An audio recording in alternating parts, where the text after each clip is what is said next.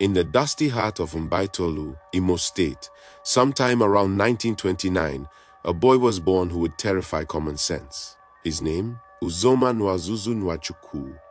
But no one remembers that. What they remember is Killi Wee, the name that echoed like thunder in markets, motor parks, and wrestling arenas. Killi Wee wasn't a nickname, it was a warning. It meant, kill us, like the villagers cried out the first time he lifted a truck. Yes, a real truck. As a boy, Uzoma didn't play, he didn't cry. He broke things. Doors, chairs, even his father's bicycle, just by existing. Some say he carried 3 full baskets of yam at once. Others claim he fought off a gang of thieves barehanded. By age 10, they stopped punishing him. Not out of love, out of fear. When the village elders came to settle a fight he caused, they didn't ask questions. They asked him if he was calm now. People say strength runs in the blood, but with Killi Wee, it was more like a curse in the bones. And his bones? They never broke. They broke everything else. The first time he touched metal, it was at a mechanic shop in Owerri. He was 15. A lorry had broken down. 10 men had tried pushing it. Nothing moved. Uzoma walked over. Barefoot, shirtless, grinning, the mechanic laughed and told him to go play. Uzoma didn't laugh back. He grabbed the front of the truck like it was a wheelbarrow. Then he pushed. The truck moved, 2 full feet. Silence fell like a hammer. One of the workers dropped his spanner. Another crossed himself. The mechanic screamed, "Killi Wee Nwachukwu!" That was the day the name was born. He didn't ask for the title. It was shouted in fear. After that, he became a local attraction. Market women gave him free food. Children followed him. Men stayed out of his way. But Uzoma wasn't interested in fame, not yet. He just wanted to lift things. And the heavier, the better.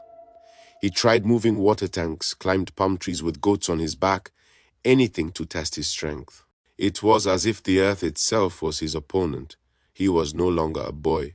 He was an engine. And nobody had the tools to fix him. By the 1970s, Killi Wee Nwachukwu had turned his curse into currency. He started touring Nigeria, performing in schools, fields, parks, anywhere with an audience and cash.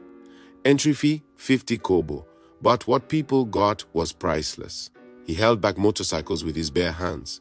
Some doubted, others screamed, but nobody left unimpressed. One man challenged him during a show in Enugu, said it was all a trick. Killi Wee smiled. He invited the man to punch him. The man did, broke his own wrist. That wasn't part of the act. Word spread like wildfire. He became folklore, living proof that the impossible was negotiable. Mothers warned their sons not to provoke him. Mechanics whispered about the day he lifted a car engine like a bucket of water, but behind the shows was a man and a rage that nobody really understood. He didn't just want to be admired, he wanted to be feared. With fame came money, with money came women, and with women came chaos. Killi Wee married 6 wives. Not lovers, witnesses. They saw what others didn't. They saw the nights he sat awake, sweating, fists clenched, as if fighting invisible wars. They saw him punch walls until they cracked, but still they stayed. Maybe out of fear, maybe out of fascination. People called him rich, but his wealth was strength. That was his currency. He once bought an entire goat market, not the goats, just the stalls, to stop them from taxing him. Another time, he reportedly slapped a councilman for asking for land tax. The councilman never returned to work. Authorities wanted to arrest him, but who would do it? Police officers came once, left twice as fast. Killi Wee walked through life like gravity owed him money, and the world paid in respect, fear, and silence. But with every act of power, something inside him cracked, not physically, but emotionally. Because when your gift is destruction, peace becomes a stranger. The strangest tale of Killi. We didn't happen on stage, it happened in a morgue. Also, they say, a rumor spread that he once visited a hospital mortuary to identify a cousin. The attendants couldn't move the corpse. Killi Wee stepped in, muttered a prayer, and lifted the dead man like firewood. One of the workers fainted. Another ran outside screaming, "He lifts the dead!" Some say it was superstition. Others say it was strength. But from that day, people believed Killi Wee was more than human. They whispered that his blood was mixed with lions, that he bathed with thunder, that he once wrestled a masquerade spirit and won.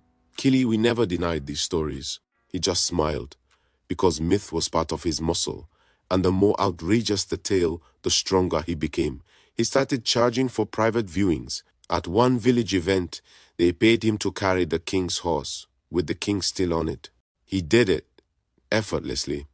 After that, people stopped calling him a man. They called him an event, something you didn't meet, something you survived. Once, during a trip to AB, Killi, we entered a bus park and saw a driver refusing to pay the union boys. An argument broke out. The driver was punched. Killi Wee stepped in. One of them pulled a plank. Killi Wee caught it mid-air, snapped it in half, and threw both pieces into the gutter. The rest fled. The driver cried. The crowd cheered. That night, he wasn't a performer. He was a savior. But he didn't wait for thanks. He walked away like nothing happened. People said he had a sixth sense for injustice, like he could smell oppression. Others say he was just always ready for violence. Either way, when word reached the park chairman, he said one sentence: "Leave Killi Wee alone, or we'll be burying more than pride." That's how he earned another title, the man who fought for air. Because if you tried to take someone's breath, he'd take your balance first. By the 1980s, Killi Wee had become a name preachers whispered about, not always in praise. Some called him a gift from God, a reminder of divine power in human form. Others feared he was dabbling in dark things. He never went to church, but churches came to him. Pastors offered prayers, anointing oil, and invitations. He refused them all. One popular evangelist from Onitsha called him a living Goliath. Killi Wee responded by appearing at one of his crusades uninvited, sat in the front row, quiet, still. The pastor skipped his usual fire and brimstone speech that night. Afterward, he walked up to Killi Wee and shook his hand. No one knows what was said, but the pastor never mentioned him again. Rumors spread that Killi Wee had powers, that his strength was spiritual, but those who knew him disagreed. They said he didn't need magic. His muscles were enough. Still, the line between myth and man blurred. People prayed not for him, but about him. Some feared him like a force of nature. Others respected him like a mountain. Either way, he became something rare, a man that religion couldn't define and science didn't dare to measure. In 1986, Killi Wee made a public statement. He wanted a son to inherit his strength. People laughed. How do you inherit thunder? But he was serious. He summoned his 6 wives, gathered local elders, and announced that whichever woman bore him a male child next would be favored for life. Months passed. One of the wives gave birth, a boy, but something was wrong. The child was weak, couldn't lift his own neck for weeks. Killi Wee was furious, not at the child, at the world. He stormed out of the hospital, walked into the village square, and punched a mango tree until it bled sap. Witnesses said he cried that day, real tears, because for the first time strength had failed him. Elders warned him, power isn't inherited like land. One even told him, your gift was never yours to give. He never spoke of heirs again. The boy lived, grew up quiet, never performed, never lifted. Some say he became a teacher. Others say he left the country. But Killi, we learned a lesson that day. You can break bricks, but not destiny. Strength may shake the earth, but bloodline bends to something higher. By 1990, the shows were slowing down. His body, though massive, had begun to betray him. The same muscles that once lifted cement bags like pillows now ached after minor stunts. He denied it, pushed harder, performed in smaller towns. But the crowds noticed. One day during a performance in Niue, he tried his signature move, lifting a Volkswagen Beetle. He managed it, but his hands trembled. Someone in the crowd whispered, "He's tired." That whisper spread like fire. People stopped booking him. Rumors of illness began. He refused medical help, said hospitals were for the weak. He punched a wall to prove he was still strong. Broke 2 fingers, still smiled. But behind closed doors, he sat alone, quiet. Sometimes he stared at his hands for hours, as if they were no longer his. The legend was fading, and for a man who defined himself by power, fading was worse than dying. He once said, "I fear no man, but I respect time." It was the only thing he couldn't beat. Time didn't need to fight. It just waited. October 30th, 1992. The air was still in Mbetolu. No drums, no shows, no rumors. Just the sudden whisper, "Killi Wee is gone." It didn't feel real. A man who carried cars couldn't be carried by death. But it was true. He died quietly, surrounded by family. No battle, no performance, just breath, leaving slowly. The village froze. Some wailed, some stayed indoors. Marketplaces paused. A local school cancelled classes. His body was taken home. No autopsy, no speculation, just silence. His 6 wives sat in a row, heads bowed. Elders refused to speak publicly. Because what do you say when thunder dies? Some claim the clouds cracked that afternoon, a single rumble. Others say the trees around his house leaned as if bowing. The next day, posters went up. Mbetolu has lost its lion. His funeral was massive. No gold, no pomp, just raw grief and fear. Because when you bury a legend, part of you wonders, what now protects us? One child asked his father, "Will another come?" The father replied, "There's no other. There never was. Only Killi Wee, even in death Killi Wee loomed large." His grave was dug wider than usual, not for his body, but for his name. The pallbearers struggled to carry his casket, not because of weight, but fear. They say one of them whispered, "If he moves, I'm running." Some villagers refused to look directly at the body. They believe power doesn't die, it just hides. Stories spread quickly. One man swore he saw Killi Wee in a dream, warning him not to spread lies. Another said his cousin tried to sneak a picture of the body. The camera broke. Whether these tales were true didn't matter, they stuck. Because Killi Wee wasn't just muscle, he was a magnet for mythology. Even in memory, he refused to be small. Kids reenacted his stunts with plastic bottles and tires. Adults shook their heads and said, "You don't know what we saw." Teachers referenced him in essays. Journalists argued about his powers. Killi Wee had no official title, no medals, no plaques, but everyone knew his rank. He was the only man whose shadow felt heavier than his body. Even when buried, he stood tall. There were stories people didn't tell while he lived. One day in Port Harcourt, he reportedly stopped a moving Peugeot 504 with his bare hands. No brakes, just Killi Wee. Eyewitnesses claimed he stood in the road, arms stretched. The car screeched. He held it in place. The engine died. The driver got out and kissed the ground. It sounds impossible. But this was a man who once challenged a group of 10 wrestlers and told them, "If you pin me down, I'll give you all my show money." They didn't last 30 seconds.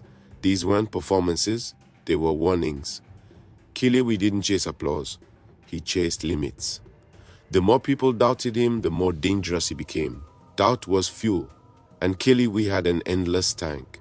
For all the fear Killi Wee inspired, there was one thing he feared deeply: irrelevance. Strength had made him a god among men. But what happens when the god weakens? In private, close friends say he'd ask strange questions. "Do you think they'll forget me? If I don't lift, am I still me?" Nobody dared answer. He would stare at his hands, whispering names of past feats like prayers. Sometimes he'd sit alone at shows, long after the audience left, as if waiting for something that never came. His wives noticed the silence growing heavier. He spoke less, smiled less. A man who once crushed cement blocks on his head was now crushed by thought. Once his youngest wife found him tearing up old newspaper clippings of himself. "They don't mean anything if I can't still do it," he told her. It wasn't death that scared him. It was fading. He knew strength fades, but he didn't know who he was without it. Muscles made him famous. After his death, Killi Wee faded from headlines. Nigeria moved on. New heroes rose. The youth who once paid 50 kobo to watch him now paid for cable. Years passed. His grave grew weeds. His name was mentioned only in old men's debates and mothers' warnings. Then came the internet. Forums like Neraland lit up with threads titled, "Did you ever see Killi Wee perform?" Videos surfaced, grainy, shaky, unbelievable. One showed him pulling a truck. Another showed 5 men trying to hold him back while he dragged a motorcycle. People couldn't believe it. General Z's called him Nigeria's Hulk. Memes followed. A TikTok clip went viral. "Your gym crush can't fight Killi Wee." Suddenly, he was back. The legend rebooted. Schools started referencing him again. A university in Enugu hosted a seminar on African strength icons. Killi Wee's name topped the list. He didn't need a movie. Life had already filmed him.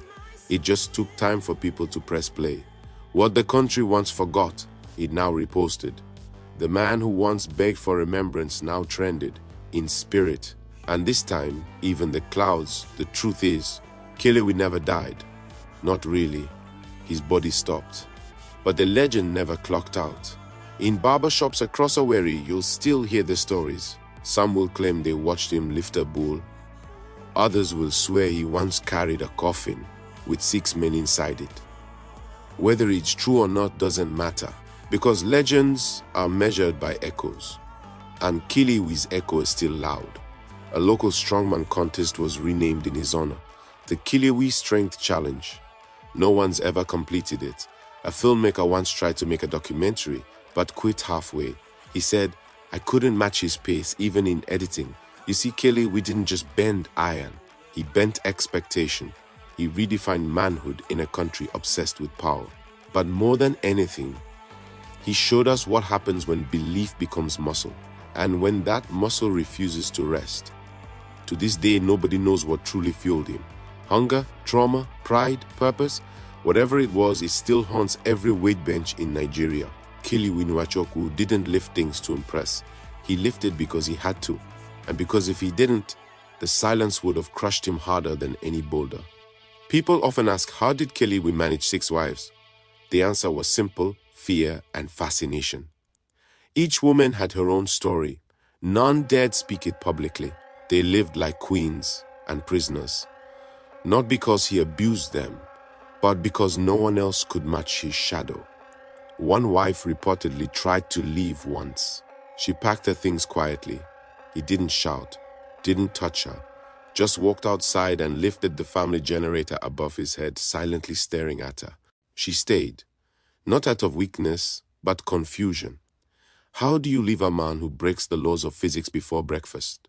Despite it all, they cared for him, not because of love, but because they knew without them he'd collapse under the weight of his own name. They took care of the man behind the show. They saw the back pain, the nightmares, the hand tremors, the loneliness. The world saw power. They saw pressure. In the end, all 6 wives attended his burial. No drama, just silence. Because even if the world called him a beast, they buried him like a king. Killi Wee fought many men. He fought union leaders, bodybuilders, and skeptics. But there was one enemy he never fought: himself.